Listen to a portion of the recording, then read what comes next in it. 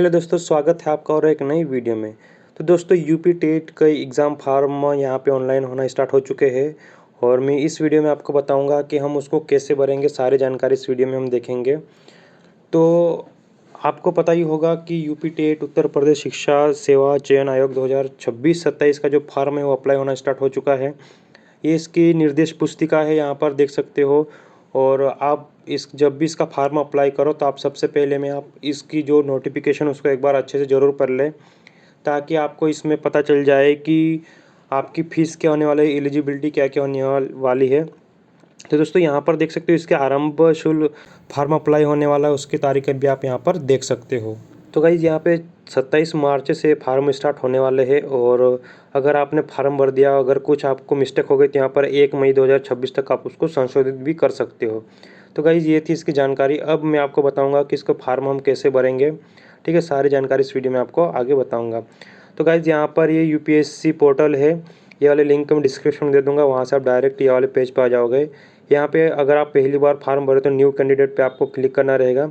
अगर आपने अभी तक रजिस्ट्रेशन नहीं किया है तो आप यहाँ पर क्लिक कर सकते हो और अपना रजिस्ट्रेशन कर सकते हो। अगर आपने पहले से ही बना रखा है तो आप कैंडिडेट लॉगिन पे क्लिक कर सकते हो।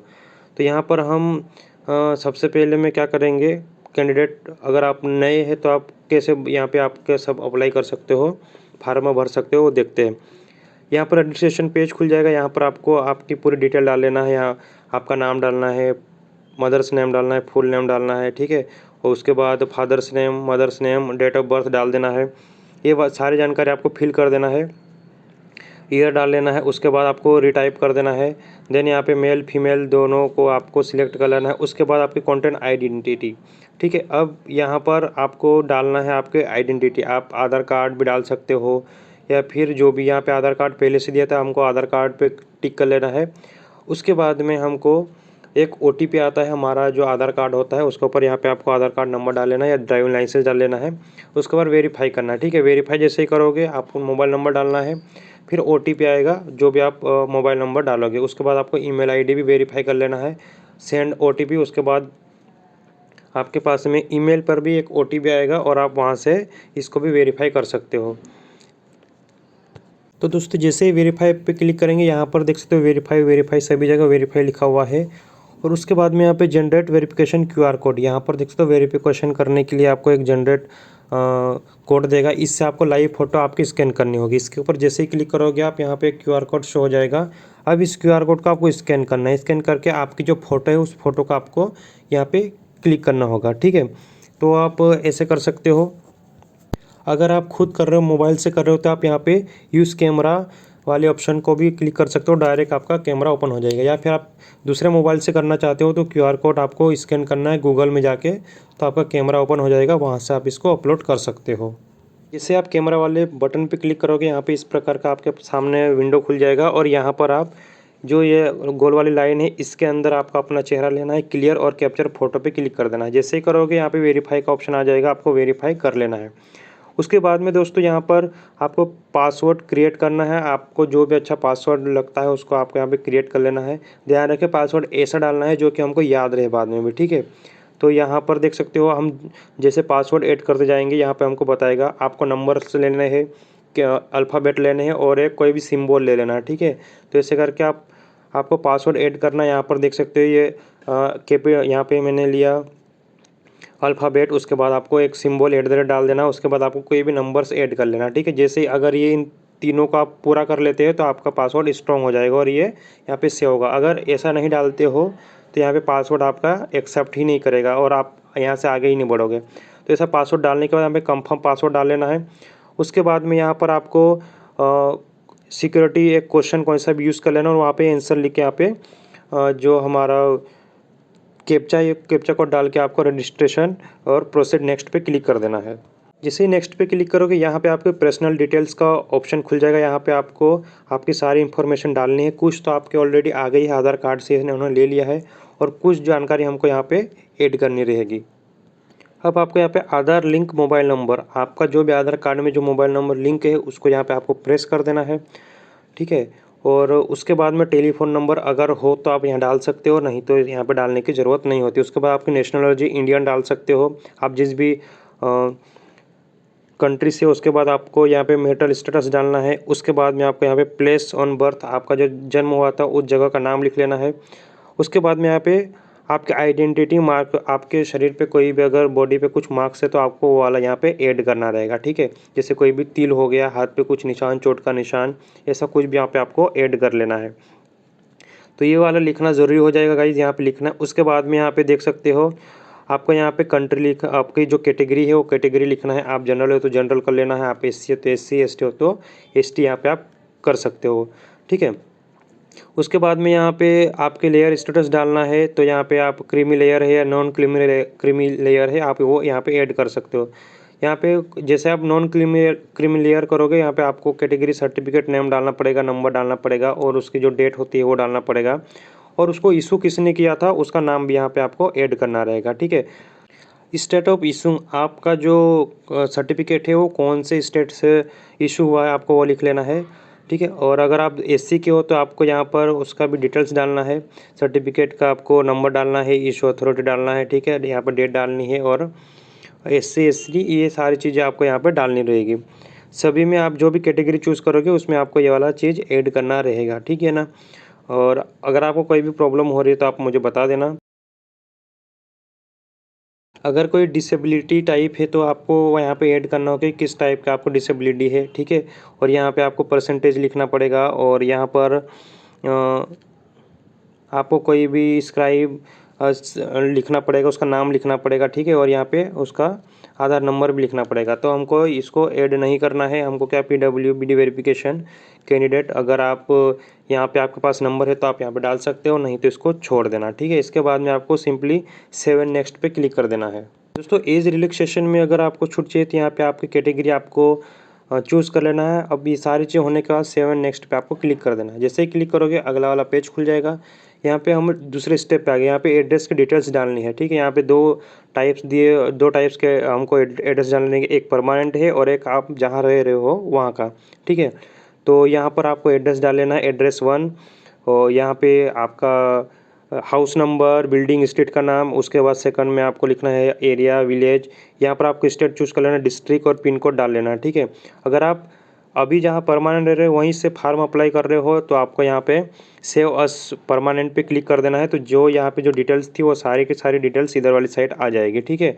और अगर नहीं तो आप यहाँ पर भी अलग से एड्रेस डाल के आप इसको कर सकते हो। उसके बाद में आपको ये सारी चीज़ें डालने के बाद आपको सेव एड्रेस एंड नेक्स्ट पे क्लिक कर देना है।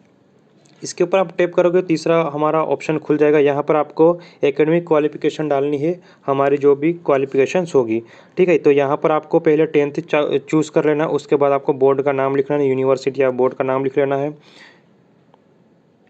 ठीक है। यहाँ पर लिखने के बाद आप यूपी स्टेट का भर रहे हो तो यूपी बोर्ड लिख सकते हो। उसके बाद में यहाँ पे सब्जेक्ट लिखना है। तो आप 10th का भर रहे हो तो यहाँ पे आपको ऑल सब्जेक्ट करके लिख सकते हो आप लोग, ठीक है। या फिर मैथ, साइंस, सारे सब्जेक्ट के नाम आपको यहाँ पे लिखना रहेगा। उसके बाद में आपको पासिंग ईयर लिखना है कि आपने 10th कब पास आउट किया था, जैसे यहाँ पे लिख देते हैं। उसके बाद में आपको आपका जो 10th की जो मार्कशीट है उसका रोल नंबर है उसको ऐड करना रहेगा यहाँ पे। उसके बाद में मार्कशीट का नंबर आपको ऐड करना रहेगा, ठीक है। यहाँ पर आपको ग्रेड है या CGP है, आपको चूज़ करने के बाद यहाँ पे आपको आगे ऐड करना रहेगा, ठीक है। तो परसेंटेज हो तो परसेंटेज यहाँ पे ऐड कर देना है, और CGP है तो आपको CGP यहाँ पे ऐड कर लेना है, ठीक है। आपको यहाँ पे परसेंटेज भी दिख जाएंगे। और अगर परसेंटेज है तो परसेंटेज क्लिक करने के बाद यहाँ पे आपको आपके जो मार्क्स है वो टोटल मार्क्स डाल देना है, ठीक है। यहाँ पर दोनों डालने के बाद आपको परसेंटेज यहाँ पे दिखाई देंगे। उसके बाद में यहाँ पे ऐड एंट्री पे क्लिक कर देना है। यहाँ पे 10th हमने ऐड कर लिया है। अब हमको अगली क्वालिफिकेशन जो भी ऐड करना है तो हम यहाँ पे आगे डाल सकते हैं। यहाँ पे देख सकते हो आप लोग कि हमारा जो सब्जेक्ट है, मार्कशीट नंबर है, सारी चीज़ें हमको यहाँ पे दिख रही है। उसके बाद में हमको और एक ऐड करना है तो यहाँ पे 12th की मार्कशीट डालना है। सेम हमने 10th का किया था वैसे हमको 12th का भी यहाँ पे ऐड कर देना है ना। परसेंटेज CGP है या परसेंटेज है वो डालने के बाद आपको यहाँ पर भी सारे चीज़ डालने के बाद आपको यहाँ पे एंट्री कर। उसके बाद ग्रेजुएशन का भी सेम आपको रहेगा, जो जानकारी हमने अभी ऊपर फिल करी थी सेम टू सेम यहाँ पर आपको ऐड करनी रहेगी। ग्रेजुएशन के बाद में आप पोस्ट ग्रेजुएशन भी डाल सकते हो, ठीक है। यहाँ पर subject, passing years, roll number, marksheet number और यहाँ पर परसेंटेज डालने के बाद ऐड एंट्री करोगे तो ये और आपकी ऐड हो जाएगी। उसके बाद में यहाँ पर ग्रेजुएशन के बाद ट्रेनिंग पोस्ट ग्रेजुएशन अगर हो तो वो भी आप यहाँ पर ऐड कर सकते हो। सेम यहाँ पे आपको यूनिवर्सिटी नेम डालना है, सब्जेक्ट डालना है, ठीक है। और ट्रेनिंग का अगर आपके पास सर्टिफिकेट है तो आप उसको भी डाल सकते हो। तो यहाँ पर आपको यूनिवर्सिटी नेम, सब्जेक्ट्स है ना, ये सारी चीज़ें आपको फिल करनी रहेगी। उसके बाद में सिंपली आपको ट्रेनिंग क्वालिफिकेशन में बीएड, डीएड आपका जो भी है यहाँ पर आपको उसका यूनिवर्सिटी नेम, सब्जेक्ट डालना है, कौन सा सब्जेक्ट आपने किया है, पासिंग ईयर डालना है, फिर रोल नंबर डालना है, मार्कशीट नंबर डालना है, ठीक है। यहाँ पे टोटल मार्क्स आपको डाल देने हैं जो भी आपके मार्क्स है, तो ये आपको यहाँ पे परसेंटेज सारे दिख जाएंगे। उसके बाद ऐड क्वेरी पे आपको क्लिक कर देना है, ठीक है। तो ये सारी जानकारी आप ऐड करने के बाद आपको अगली वाली स्टेप पे आप जा सकते हो। तो पोस्ट ग्रेजुएशन की भी आपको अच्छे से सारी फील्ड जानकारी अच्छे से डालना है गाइज, और कोई भी मिस्टेक्स ना हो, इसलिए आप एक बार उसको अच्छे से चेक कर लेना, ठीक है। और ऐड क्वेरी पे आपको क्लिक कर देना है।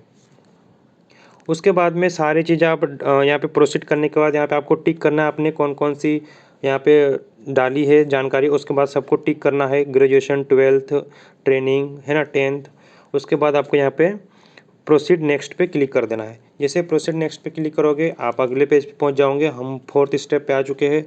अब यहाँ पे आपको डालना है ट्विन डिटेल्स। अगर आप जुड़वा हो तो येस करना है, अगर नहीं है तो यहाँ पे आपको नो कर देना है। येस अगर करोगे तो यहाँ पे कुछ डिटेल्स डालनी है, उसका जेंडर डालना है, उसके बाद आधार कार्ड पे जो नाम है वो डालना रहेगा।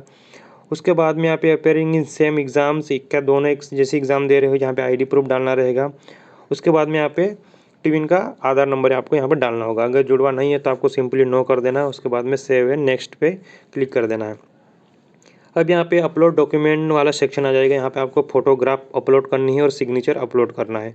तो यहाँ पे डिटेल्स भी दी हुई है कि आपकी फ़ोटो कितनी होनी चाहिए। यहाँ पे 300 KB के अंदर होनी चाहिए आपकी फ़ोटो, और सिग्नेचर 200 KB के अंदर होनी चाहिए, और JPG, PNG यहाँ पे होगी सिग्नेचर एंड फोटोज़, ठीक है। तो ये वाली आप देख सकते हो। और आपको अगर PNG या JPG या फ़ोटो साइज़ बनाते नहीं आती तो मैंने एक वीडियो बनाई ऑलरेडी, तो उस वीडियो पर जाके आप देख सकते हो। उसके बाद में गाइज़ यहाँ पे आपको सिंपली सिलेक्ट फाइल करना है। सिलेक्ट फाइल करके आपको सिग्नेचर ऐड कर लेनी है, ठीक है। तो ऐसी आधी कटी हुई सिग्नेचर आपको अपलोड नहीं करनी है। आपको अच्छे से क्लीन आपकी जो सिग्नेचर है वो अपलोड करनी है। उसके बाद यहाँ पे वेरीफाई का ऑप्शन दे देगा, ठीक है। वैसे आपको फ़ोटो भी, उसके बाद में आपकी फ़ोटो का आइडेंटिटी प्रूफ, आप जो फ़ोटो अपलोड कर रहे हो तो आप यहाँ पर Aadhaar card, driving licence, PAN card कुछ भी ऐड कर सकते हो। यहाँ पे आधार कार्ड किया है तो आधार कार्ड का नंबर भी हमको ऐड कर लेना है, ठीक है। आधार कार्ड नंबर करने के बाद यहाँ पे आपको सिलेक्ट फाइल पे क्लिक करना है, और उसके बाद आप आइडेंटिटी प्रूफ, आपका आधार कार्ड भी आपको यहाँ पे अपलोड करना रहेगा। तो यहाँ पे अपलोड हो गया। उसके बाद में हम आगे बढ़ेंगे। आगे बढ़ने के बाद हमको यहाँ पे 10th की मार्कशीट अपलोड करनी होगी, ठीक है। और ये 500 KB के अंदर होना चाहिए। उसके बाद 12th की जो मार्कशीट है वो 500, और ग्रेजुएशन की जो मार्कशीट है वो भी 500 KB में आपको अपलोड करनी है। ये सभी अपलोड करने के बाद यहाँ पे सब में आप अपलोडेड दिख रहा है। इसके बाद आपको नीचे यहाँ पे देख सकते हो हस्तलिखित घोषणा, ये वाला जो हस्तलिखित घोषणा है ये आपको लिखना है, ठीक है। जो यहाँ पे लिखा हुआ जैसा ऐसा है कि ऐसा ही आपको लिखना है। कॉपी में इंग्लिश मीडियम हो तो इंग्लिश में, हिंदी मीडियम हो तो हिंदी में, ऐसा ही लिखना है। लिखने के बाद आपको फ़ोटो खींचना है, उसका अच्छे से फ़ोटो खींच लेना है। उसके बाद में सिलेक्ट फाइल पे क्लिक करना है और उसको भी अपलोड कर लेना है। दोस्तों ध्यान रहे जहाँ पर जैसा लिखा है वैसा ही आपको लिखना है, ठीक है ना। और जैसे ये 3 लाइन में है, जैसे फॉर्मेट में लिखा है ऐसा अगर लिखते हो तो ज़्यादा बेटर रहेगा, है ना। और आपको दिक्कत नहीं होगी, जल्दी से वो अपलोड हो जाएगा। सिलेक्ट फाइल पे क्लिक कर देना है। उसके बाद में आपको वो फाइल ऐड करके यहाँ पे अपलोड पे क्लिक कर देना है। उसके बाद में यहाँ पे ट्रेनिंग सर्टिफिकेट, आपने बीएड, डीएड जो भी किया है तो आपको उसका भी यहाँ पे मार्कशीट की फ़ोटो अपलोड करनी होगी। तो यहाँ इसके भी 5 KB की ज़रूरत पड़ेगी, और यहाँ पर भी आपको 5 KB कैटेगरी सर्टिफिकेट यानी कास्ट सर्टिफिकेट आपको ऐड करने रहेंगे। तो दोनों को सिलेक्ट फाइल पे अपलोड करके आप यहाँ पे अपलोड कर सकते हो, ठीक है। दोनों पे अपलोड करने के बाद प्रोसीड टू रिव्यू सबमिट पे क्लिक करना है। और आप यहाँ पर देख सकते हो आपने जितना भी फार्म भरा है उससे पहले ये घोषणा देख सकते हो, इसको अच्छे से पढ़ लेना है आपको। पढ़ने के बाद यहाँ टिक करे पे क्लिक करना है, और यहाँ पे OTR प्रोफाइल पे क्लिक कर देना है, ठीक है। यहाँ पे आपकी जो प्रोफाइल है वो पूरी तरह से कंप्लीट हो चुकी है। तो इस प्रकार हम लोगों ने प्रोफाइल बनाना सीख लिया। हमारी जो हम प्रोफाइल कैसे बनाएंगे, तो यहाँ पे कंप्लीट UTR प्रोफाइल पे क्लिक करना है, और यहाँ पे हमको हमारी प्रोफाइल दिख जाएगी। तो गाइज़ यहाँ पर देख सकते हो हमारे सामने हमारी प्रोफाइल ओपन हो गई है, OTR डिटेल्स कंप्लीट हो गई है। अब हमको एग्ज़ाम फॉर्म भरना है। तो यहाँ पे देखते हैं यूपी टेट 2026। तो हमको ये वाला जो फॉर्म अप्लाई करना है, तो यहाँ पे इन्फॉर्म एंड गाइड पे क्लिक करके आप देख सकते हो, और अप्लाई नाउ पे क्लिक करोगे तो आप डायरेक्ट फॉर्म भरना स्टार्ट हो जाएगा आपका। ठीक है, तो यहाँ पे अप्लाई नाउ पे क्लिक किया। अब यहाँ पे कुछ जानकारी हमको ऐड करनी रहेगी। अप्लाइंग फॉर यूपी टेट 2026, यहाँ पे आपका लेवल आपको सिलेक्ट करना है। आप पेपर 1, पेपर 2, ठीक है, क्लास 1 to 5 रहेगा। पेपर 2 में यहाँ पर देख सकते हो क्लास 6 to 8 तक रहेगा प्राइमरी, या फिर बोथ पेपर, दोनों पेपर के लिए अगर आप भर रहे हो तो दोनों पे सिलेक्ट कर लेना है। ठीक है, यहाँ पे आपको कर लेना। उसके बाद आपको सब्जेक्ट ग्रुप चूज़ कर लेना है, मैथमेटिक्स साइंस या आर्ट, इन दोनों में, इनमें से आप कोई सा भी एक सिलेक्ट कर सकते हो। उसके बाद में आप क्या गवर्नमेंट जॉब करते हो, अगर करते हो तो यहाँ पे येस करना है, और यहाँ पे जो डिटेल्स है टाइप कौन से टाइप में आप गवर्नमेंट जॉब कर रहे हो, उसके बाद ज्वाइनिंग डेट डालनी पड़ेगी। ठीक है, रिटायरमेंट की डेट डालनी पड़ेगी, ये सारी चीज़। अगर नहीं है तो सिंपली नो पे क्लिक कर देना है। उसके बाद में यहाँ पर देख सकते हो प्राइमरी क्लास 1 to 5, और ये सारी डिटेल्स दी हुई है। यहाँ पर आपको आपकी जो क्वालिफ़िकेशन है उसको सिलेक्ट कर लेना है। ठीक है, इसके लिए कौन कौन सी क्वालिफ़िकेशन लगने वाली है तो आप ये एक बार नोटिफिकेशन में भी देख लेना। और जैसे कि स्नातक परीक्षा उत्तीर्ण तथा राष्ट्रीय अध्यापिका परिषद से मान्यता उपरांत, है ना, ये सारी चीज़ें, इसको आपको अच्छे से एक बार पढ़ लेना है, और आपकी जो भी क्वालिफ़िकेशन है उसको ऐड कर लेना है। अगर आप 1 से लेके 5th क्लास तक पढ़ा रहे हो तो ये वाली क्वालिफ़िकेशन आपके पास होनी चाहिए। ठीक है, अच्छे से एक एक बार इसको पढ़ लेना। और क्योंकि हम दोनों के लिए भर रहे हैं तो दोनों की क्वालिफ़िकेशन हमको यहाँ पे करना ज़रूरी है। उसके बाद स्टेटस आपको पासिंग करना है, और यहाँ पे आपका जो एक्सपेक्टेड डेट ऑफ ग्रेजुएशन है उसके आपके यहाँ पे डेट यहाँ पे डाल लेना है। ठीक है, रनिंग में भी आप डाल सकते हो, और अगर आप पास है तो पास में भी आप यहाँ पे डाल सकते हो। फिर पासिंग मार्कशीट पे जो डेट लिखी हो उस वो डेट आपको सिलेक्ट करनी है। फिर पेपर 2 के लिए भी आपको क्वालिफ़िकेशन यहाँ पे सिलेक्ट करनी रहेगी। तो आपकी जो भी क्वालिफ़िकेशन है उसको सिलेक्ट करना है। जैसे सिलेक्ट करोगे नीचे उसके आपको उसके बारे में आपको ऐड करना रहेगा। ठीक है, जैसे कि यहाँ पे देख सकते हो न्यूनतम 50% अंकों के साथ, है ना, और 45% के साथ अगर आपका पाठ्यक्रम पूरा हुआ है ना, ग्रेजुएशन पूरा हुआ है, तो आप यहाँ पर देख सकते हो। तो आपको अच्छे से आपका जो भी सिलेबस है BA, DED, है ना, आपने जो भी किया है आपको वो उसकी जानकारी यहाँ पर ऐड करनी रहेगी। तो यहाँ पे मैंने सिलेक्ट कर लिया। उसके बाद में कौन सी यूनिवर्सिटी, उस यूनिवर्सिटी का नाम लिख लेना है। उसके बाद पास है या आप रनिंग में हो, आप उसको ऐड कर लेना है। ठीक है, और यहाँ पर आपको लैंग्वेज चूज़ करनी है। एक तो फर्स्ट हिंदी रहेगी, उसके बाद में आपको यहाँ पे इंग्लिश, संस्कृत या उर्दू, आपका जो भी मेन सब्जेक्ट है उसका आप यहाँ पे चूज़ कर लेना है। ठीक है, उसके बाद में हमको सिंपली 7 नेक्स्ट पे क्लिक कर देना है। उसके बाद यहाँ देख सकते हो एग्ज़ाम डॉक्यूमेंट, यहाँ पे आपको आपकी क्वालिफ़िकेशन की जो मार्कशीट है लास्ट ईयर की उसको यहाँ पे आपको अपलोड करनी रहेगी। ठीक है, यहाँ BEd की यहाँ पे आपको ऐड करनी रहेगी, तो उसका आपको फ़ोटो खींचना है, 500 KB में होना चाहिए। क्लिक टू सिलेक्ट PDF पे आपको क्लिक कर देना है, और सिंपली उसको अपलोड कर लेना है यहाँ पे। उसके बाद अपलोड होने के बाद यहाँ पे I agree to about declaration पे क्लिक कर देना है। ठीक है, आपने जो भी जानकारी दी है उससे आप सहमत हो, ऐसा करके यहाँ पे आपको इस वाले जो बॉक्स है इस बॉक्स में आपको टिक कर देना है। उसके बाद confirm and proceed to payment पे क्लिक कर देना है। यहाँ पर देख सकते हैं एक बार अगर आप पेमेंट कर देते हो तो फिर यहाँ से आप वापस बैक नहीं कर सकते हो। ठीक है, यहाँ से पूरा आपका फॉर्म कंप्लीट हो चुका है, आप डायरेक्ट अब पेमेंट वाले ऑप्शन में चले जाएंगे। तो आपको अच्छे से भर लेना है, चेक कर लेना है, उसके बाद confirm to proceed to payment पे क्लिक कर देना है। अब यहाँ पर फाइनल स्टेप है पेमेंट करने की। ठीक है, तो आपको यहाँ पर आप 2 तरीके से कर सकते हो, ICICI और SBI से।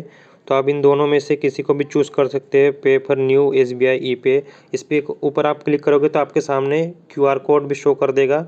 अब UPI से भी, कार्ड से भी ऐड कर सकते हो, इंटरनेट बैंकिंग से भी कर सकते हो। सबसे आसानी UPI से करना, तो यहाँ पर आपको UPI पे क्लिक करना है, जनरेट QR कोड पे क्लिक कर देना है। जैसे यहाँ पे आप क्लिक करोगे तो आपके सामने QR कोड आ जाएगा, और जैसे हम नॉर्मल पेमेंट करते हैं वैसे आप इसको स्कैन करके पेमेंट कर सकते हो। तो ये वाला तरीका सबसे अच्छा है। इसके टोटल अमाउंट देख सकते हो 500 रुपीज़ है यहाँ पे। तो सिंपली आपको पेमेंट कर देना है, उसके बाद आपका फॉर्म डन। पेमेंट करने के बाद आप अगर वापस से उसको लॉगिन करेंगे, ठीक है, यहाँ पे आपका जो नाम है उसको ऐड कर लेना है, ठीक है, और पासवर्ड डालने के बाद लॉगिन कर लेना। लॉगिन करने के बाद यहाँ पर आपको कैंडिडेट लॉगिन पे क्लिक करना है, ठीक है, क्योंकि आपने पहले से इसको कंप्लीट कर रखा है, तो आपको कैंडिडेट लॉगिन पे क्लिक करना है और आप यहाँ से लॉगिन कर सकते हो पासवर्ड डाल के, और आपके सामने आपका फार्म ओपन हो जाएगा। तो इस प्रकार से आप इसका फार्म अप्लाई कर सकते हो। आई होप कि आपको पूरी जानकारी समझ में आ गई हो। कोई भी अगर आपको डाउट हो रहा है तो आप कमेंट करना, और इस चैनल पर पहली बार है तो चैनल को सब्सक्राइब करके बेल वाला आइकन भी ऑन कर देना।